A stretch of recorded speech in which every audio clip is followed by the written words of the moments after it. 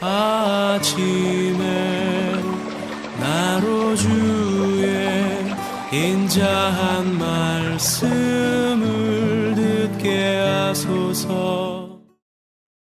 성도 여러분 안녕하세요. 월요일입니다. 오늘도 하나님의 사랑이 여러분들의 삶의 자리에 가득하기를 간절히 소망합니다. 말씀 한 거 봅니다. 마태복음 6장 25절부터 34절까지의 말씀을 봉독해 드립니다. 그러므로 내가 너에게 이르노니 목숨을 위하여 무엇을 먹을까 무엇을 마실까 몸을 위하여 무엇을 입을까 염려하지 말라.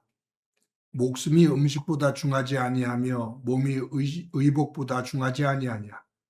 공중의 새를 보라. 심지도 않고 거두지도 않고 창고에 모아들이지도 아니하되 너희 하늘 아버지께서 기르시나니 너희는 이것들보다 귀하지 아니하냐. 너희 중에 누가 염려함으로 그 키를 한 자라도 더할 수 있겠느냐. 또 너희가 어찌 의복을 위하여 염려하느냐. 들의 백합화가 어떻게 자라는가 생각하여 보라. 수고도 아니하고 길쌈도 아니하느니라. 그러나 내가 너에게 말하노니 솔로몬의 모든 영광으로도 입은 것이 이 꽃 하나만 갖지 못하였느니라. 오늘 있다가 내일 아궁이에 던져지는 들풀도 하나님이 이렇게 입히시거든 하물며 너희일까 보냐. 믿음이 작은 자들아. 그러므로 염려하여 이르기를 무엇을 먹을까 무엇을 마실까 무엇을 입을까 하지 말라. 이는 다 이방인들이 구하는 것이라. 너희 하늘 아버지께서 이 모든 것이 너희에게 있어야 할 줄을 아시느니라. 그런즉 너희는 먼저 그의 나라와 그의 의를 구하라. 그리하면 이 모든 것을 너희에게 더하시리라. 그러므로 내일 일을 위하여 염려하지 말라. 내일 일은 내일이 염려할 것이요 한날의 괴로움은 그날로 족하니라. 아멘.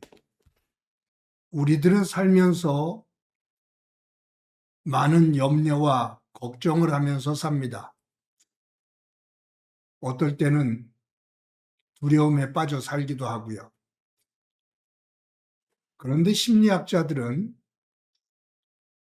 우리들의 삶 속에서 일어나지 않을 일들에 대한 염려가 95% 이상이 된다라고 말합니다.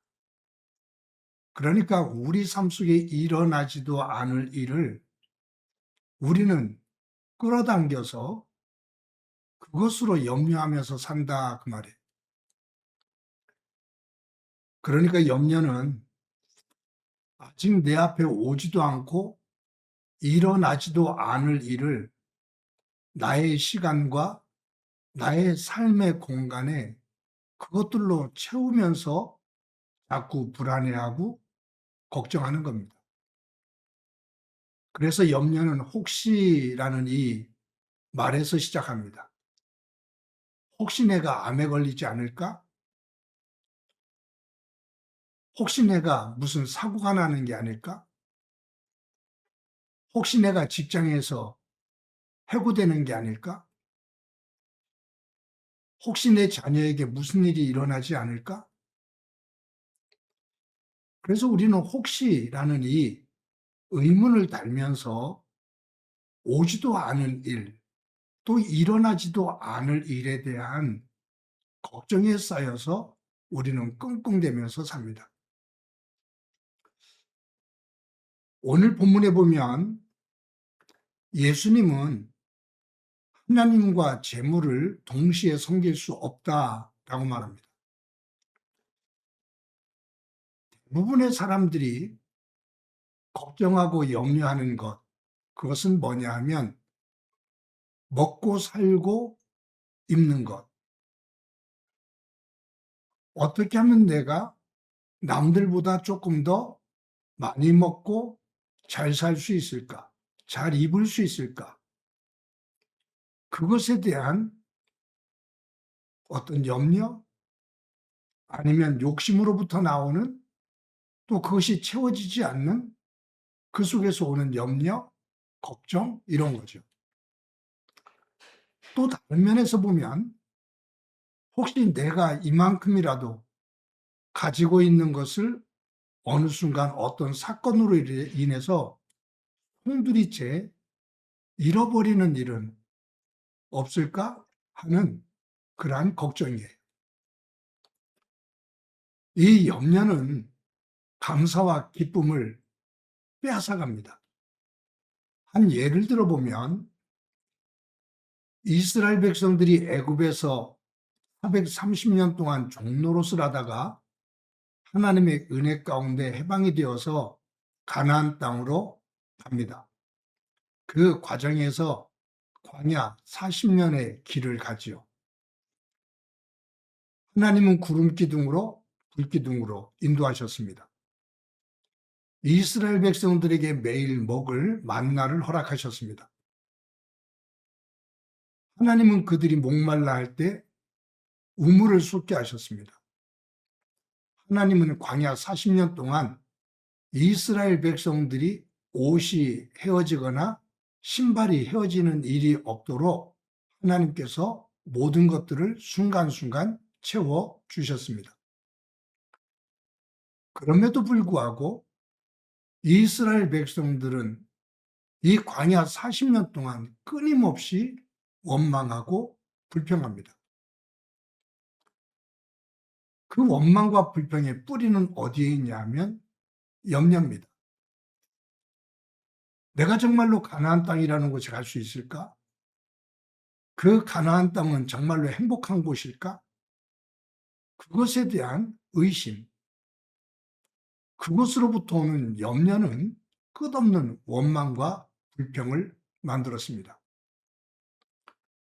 그러니 이 염려는 하나님의 은혜를 잊어버리게 합니다. 염려는 하나님께서 나에게 베풀어 주신 그 돌보심, 순간순간 나를 인도해 주신 그것이 작게 보이고 그것을 잊어버리게 만듭니다. 그렇게 되다 보면 믿음의 길에서 떠나게 되죠. 그것이 광야 생활하는 이스라엘 백성들의 모습입니다. 염려는 믿음의 길을 가는 데 있어서 큰 장애물입니다.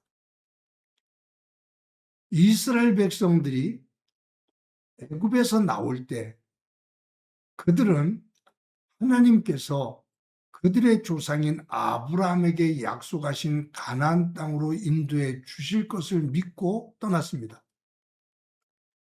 그런데 그 광야에서 염려하기 시작하다 보니까 가나안 땅을 더 소망하기보다 그들은 불평과 원망을 하면서 어디가 더 커 보였냐면, 어디가 더 행복해 보였냐 하면 애굽입니다. 애굽에서 고통스러운 삶을 살면서 하나님 앞에 우리를 구원해 달라고 울부짖었는데 그들이 광야를 지나면서 염려를 하기 시작하니까 그 가나안 땅을 소망하는 그 믿음의 길이 아닌 자기들이 못 살겠다고 울부짖었던 그 애굽이 더 좋아 보였습니다. 그래서 그들은 상황만 펼쳐지면 애굽으로 돌아가자, 애굽으로 돌아가자, 애굽이 더 좋았다라고 말을 합니다. 그래서 이 염려는 믿음의 길에 큰 장애물입니다. 여러분, 우리가 믿음 안에서 그 성경을 보면서 믿음 안에서 살았던 사람들이 염려와 두려움에 휩싸이기 시작하면서 그 믿음의 길에서 엎어지는 모습들을 많이 보죠. 특별히 구약의 엘리야 선지자 같은 경우 갈멜산 꼭대기에서 바알과 아세라 신을 섬기는 그 제사장들 850명과 영적인 싸움을 합니다. 하나님의 은혜 가운데 그 영적인 싸움에서 엘리야가 승리를 하게 되고 850명의 바알과 아세라 신을 섬기는 제사장들을 죽이게 됩니다. 그때 엘리야는 천하를 얻은 것처럼 잔뜩 힘이 들어갑니다. 굉장한 그 하나님의 능력 속에 머물면서 기쁨을 만끽하죠. 그런데 아합 왕의 아내인 이세벨이 엘리야를 죽이겠다고 선포를 합니다. 그 순간 그 능력의 엘리야가 기가 빠집니다.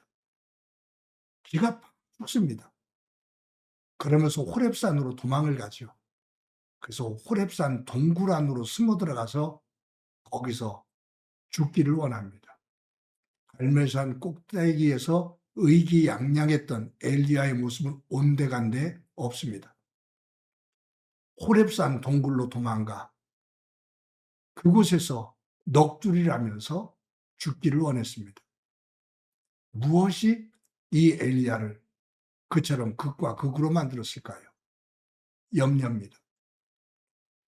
염려는 믿음의 길에서 주저앉게 합니다.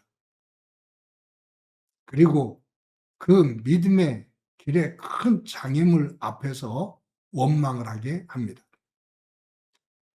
오늘 예수님은 이 본문 속에서 우리에게 너희들이 염려함으로 너희의 길을 한 자라도 더할 수 있겠느냐? 없다구만. 하나님은 너희들의 삶을 책임지시는, 인도하시는 분이시다. 그의 나라와 그의 의를 구하며 하나님께서 주시는 은혜 속에서 믿음 가운데 굳건하게 서면 너희가 염려하고 있는 그 문제들을 하나하나 하나님께서 해결하시며 하나님의 나라로 의의 길로 인도해 주신다라고 말씀하고 계십니다. 성도 여러분, 염려는 하나님의 속성이 아닙니다. 사탄의 속성입니다.